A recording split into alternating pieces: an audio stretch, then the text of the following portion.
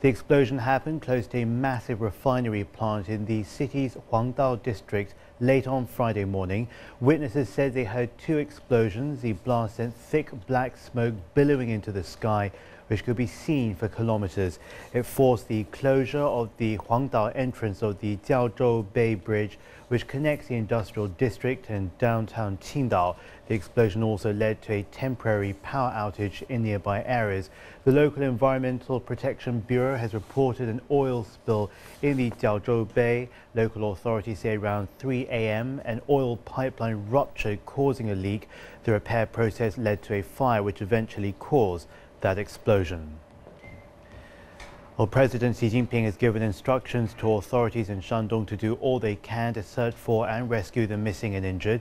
He also asked relevant parties to identify the cause of that accident, to learn from it, and to strengthen production safety measures. If you're just joining us, we're talking about a massive blast over close to Qingdao late on Friday morning. Let's take a closer look now at that blast and see what exactly happened Friday. That pipeline is owned by Sinopec, China's biggest oil refiner.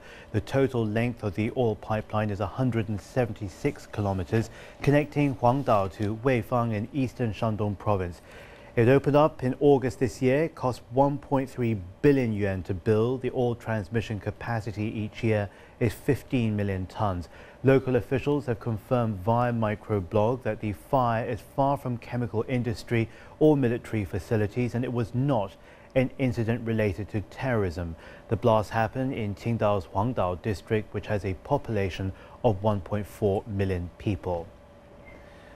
Well, recent years have seen safety problems at all refinery plants close to heavily populated urban areas throughout China. It's all sparked a major public concern. We take a look back at some of the major recent incidents. First off, in June this year, 4 workers died in a blast and a fire at PetroChina's oil refinery in the northeast city of Dalian.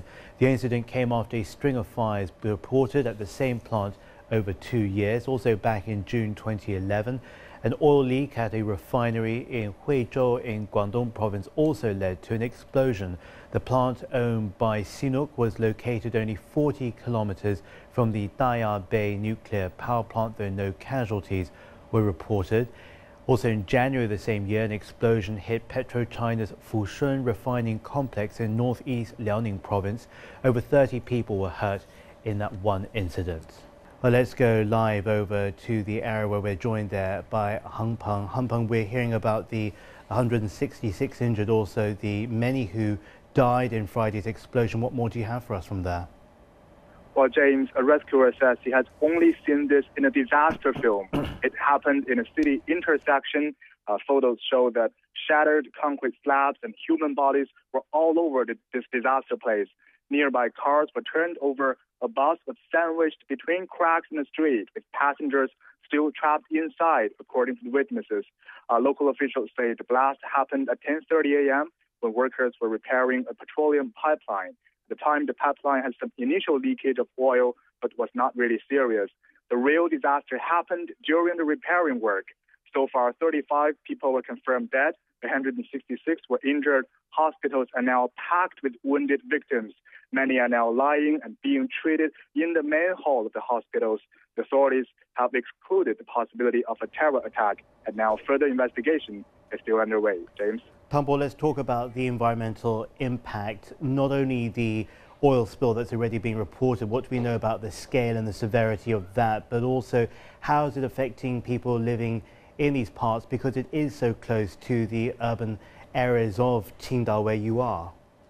Exactly. Local authorities confirmed that over 3,000 square meters of the sea surface was contaminated. Xinhua says this afternoon an oil belt with a length of 2 or 3 meters could be seen in the waters around the site of explosions, but no new leakage has been found. Fires and explosions were also occurring on the polluted seawaters. Rescuers have now set up barriers to contain more oil from spreading into the sea. Another alarming fact for citizens in Qingdao is that the oil had seeped into underground utility pipes of this densely populated city, and the air is also contaminated. But the authorities say that the concentration of toxic materials are still below the national standards.